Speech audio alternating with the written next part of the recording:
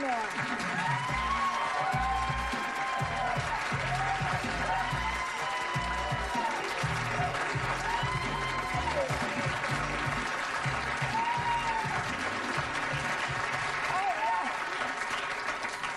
When did this happen? Don't tell me 6 years ago.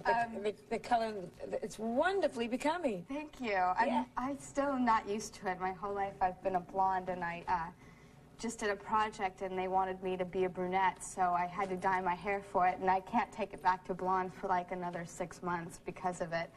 So I think it's wonderful, and you don't like it? I think I'm just now getting used to it. So.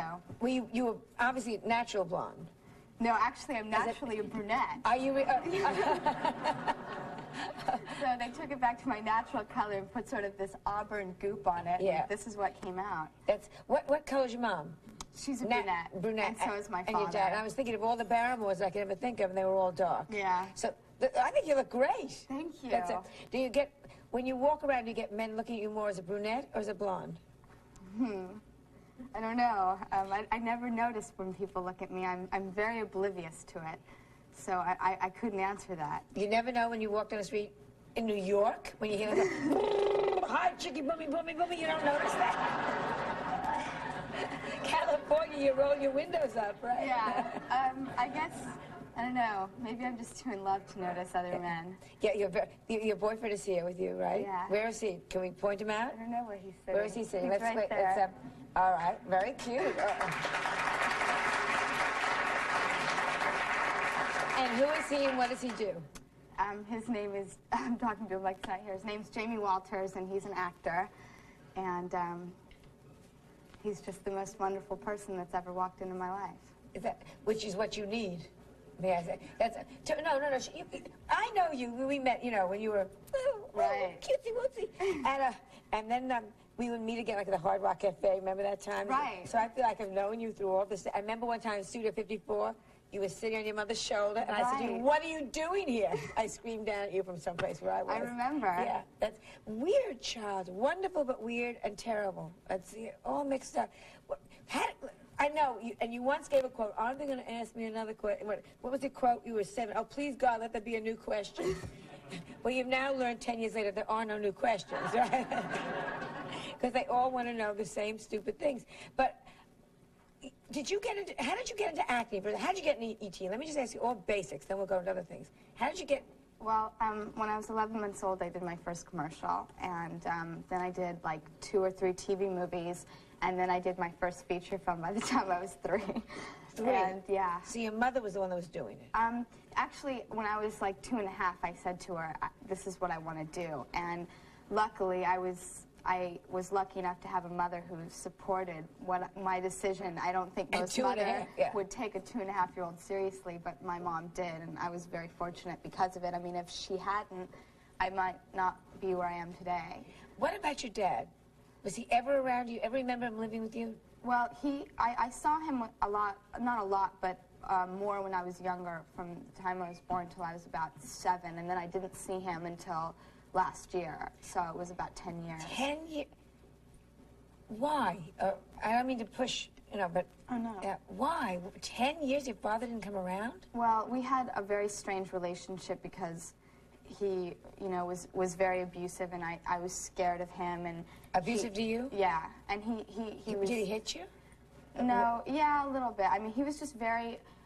He was going through so much in his own life, you know, with not only his drug and alcohol abuse, but just his personal life and not knowing what he was going to do, and he's very afraid that he took it out on everybody around him. It wasn't just me. Right. And except for when I was younger, I didn't know that it wasn't just me. I took it real personally, so like any child would. Right. So I stayed very far away from him for many years, and because I pushed away, he immediately backed off too, and we didn't speak for 10 years. How did you get together?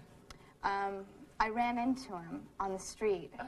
And I just looked at him, and he was like, "Daughter?" And I said, "Oh, hey, Dad, what's up?"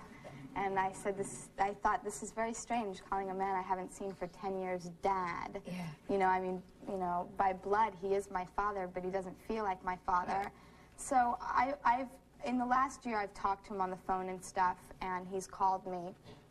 And, you know, we sort of have this very superficial father-daughter relationship. And I'm just too intimidated to really speak to him about how I felt and what I went through in therapy to sort of let go of the fact of the way our relationship was. And then I went to see him recently. He called me, he said, "It's very important, I need to see you." And I went over there, and he started going on and on about my mother. And for the first time in my life, I stood up and I said, "You have no right to tell me anything about my mother. She was the one who was always there for me, and you weren't." Yeah. And good for you. By the grace of God, I just told him everything I ever felt in about 20 paragraphs and cleansed myself, and it was really an incredible experience. You have been through, yes, yes.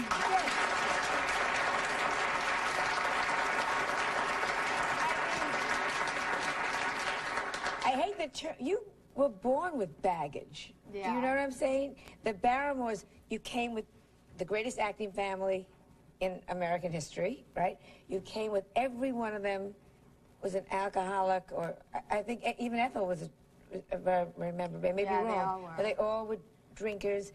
John Barrymore, I mean, brilliant actor, but the stories still are told, as you know, and told. Yeah. Born with all that, born with a father who split with the mother. I mean, how you even survived it all, to me, is a miracle. And living in California, and then being a child star. I mean, that you're sitting here now, do you realize how strong you have to be to break all this through? It's hard. It's real hard. But I think that the most important thing that helped me get through it is when you have an abnormal childhood, and I mean, really, what is a normal childhood? Yeah. We never really know, because there is none. And having an abnormal childhood, when I finally figured out that I wasn't alone and there were people who felt like I did, it immediately clicked. It clicked in. And that was the most important thing for me to learn, was that I wasn't alone and that there were other people that felt the way I did. And that's why I was honest about my recovery and what I went through, is because the reason I wrote my book and everything else, and I still talk about it, because most people every actor has a problem that they overcome, and they usually don't talk about it.